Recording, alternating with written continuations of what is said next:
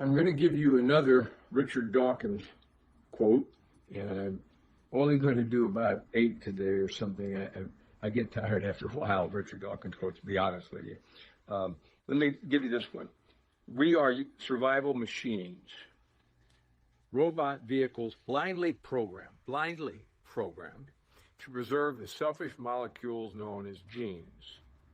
This is a truth which still fills me with astonishment. Now, here's the problem. That may be whatever you make of it. He goes on in other places and says, we're all little DNA factories. That the sole, now listen to me, the sole purpose, right, is for our DNA to make more DNA. We're little factories. And he'll go on and say that's the single purpose of us, actually. DNA factories making other DNA, right?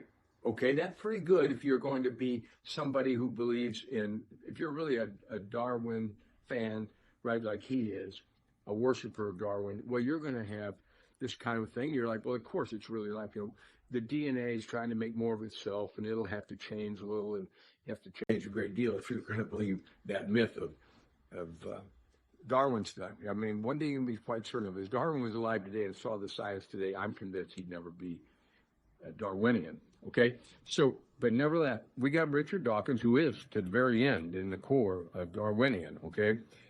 He'll brag about it.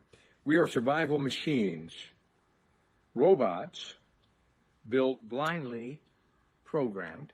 Now, wait a minute. Remember earlier, if you were tuning into his quote, he talked about life being meaningful. So you can make it what you want.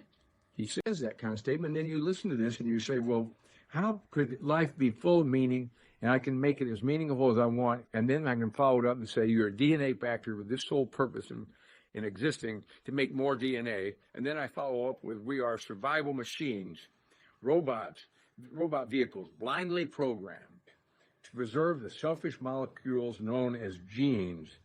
This is a truth.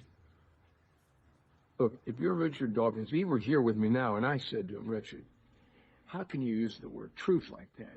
This is a truth which still fills me with astonishment. I don't mind the astonishment part, but a truth, Richard, how can you know anything's true? It's a mindless, unguided process. Accidental, whatever other thing you want to throw in there. None of it leads to having any meaning in life, any purpose in life, or any explanation, right? It'll send you to the factory of hunting up fairy tale evidence like chance. Like, what can chance do? You'll get that all the time. By chance, these things happen. And I'll do a thing on chance that you need to really think about it. But in short, chance never does anything. It's a mathematical probability system. So you'd say, I'm going to throw the dice, and it's just giving you the odds on throwing 2 sixes at once, which is just under 3%. Okay?